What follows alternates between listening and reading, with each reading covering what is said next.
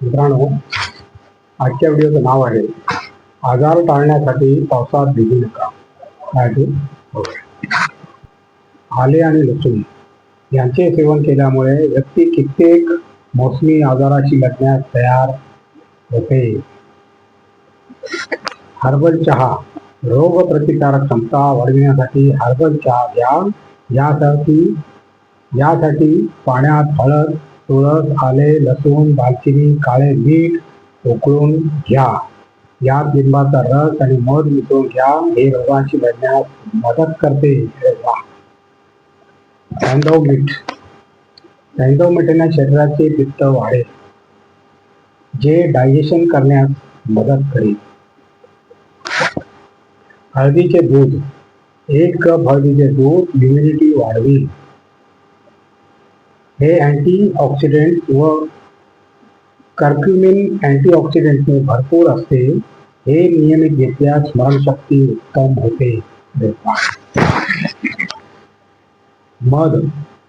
मधाने digestion उत्तम राहते.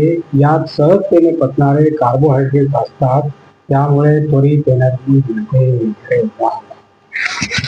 आणखी एक छोटीशी टीप आहे, बघूया काय ते.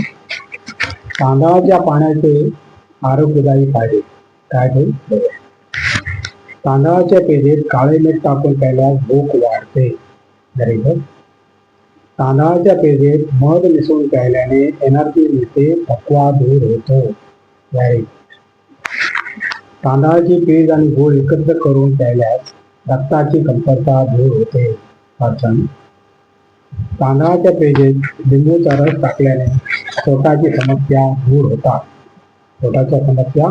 होतात. तांदळाच्या पेजेत दही टाकून प्यायल्याने बद्धकोष्ठतेचा त्रास दूर होतो. केळे व तांदळाची पेज एकत्र करून प्यायल्याने जुलाब बंद होतात. तांदळाच्या पेजेत तूप मिसळून प्यायल्याने वजन वाढते. अरे वा. तांदळाच्या पेजेत मीठ आणि जिरे मिसळून प्यायल्यास डायजेशन सुधारते. भाताच्या पेजेत कार्बोहायड्रेटचे प्रमाण अधिक असते, त्यामुळे ऊर्जा मिळते. बाहेर जाताना पिऊन जावे, दिवसभर ताजेतवाने वाटेल. व्हायरल संसर्गाने उलट्या आणि मळमळ होत असेल तर जेवणाऐवजी पेज घ्यावी. आजारपणात आलेली कमजोरी दूर होते. उच्च रक्तदाब कमी होतो. तांदळाचे पाणी घेतल्यास हाय ब्लड प्रेशर कमी होतो, कारण यात पोटॅशियम मुबलक प्रमाणात असते. तांदळाच्या पाण्याने चेहरा धुतल्यास तजेलदार मुलायम होतो. काळे डाग निघून जातात. केसांकरता उत्तम टॉनिक आहे. याच्या पाण्याने केस धुतल्यास कोंडा निघून जातो. केस रेशमी, चमकदार आणि मजबूत होतात. अरे वाह, क्या बात है. वृक्षता निघून जाते. दुतोंडी केसांची समस्या दूर होते, कारण यात मुबलक व्हिटॅमिन मिनरल्स असतात. Very good. आणखी एक छोटीशी टीप आहे, बघूया काय ते. घातक बिस्किट हा पदार्थ इंग्रजांबरोबर भारतात आला आणि भारतात चांगलाच रुजला.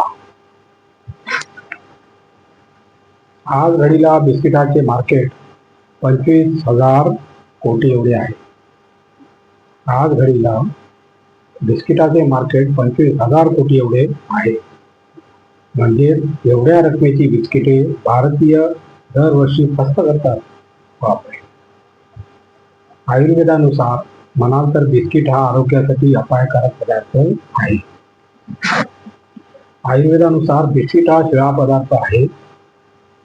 असा शिळा पदार्थ जो आपण पैसे देऊन विकत घेतो. नेहमी बिस्किटे खाल्ल्याने ऍसिडिटी, अपचन, दमा, मूलव्याध, मधुमेह, मलावरोध, स्थूलता यासारखे आजार होऊ शकतात. हे आजार असणाऱ्यांनी बिस्किटापासून दूर राहावे. बिस्किटाबाबत काही तथ्य जाणून घेणे गरजेचे आहे. दूध बिस्किट किंवा चहा बिस्किट हा नाश्त्याला पर्याय होऊ शकत नाही.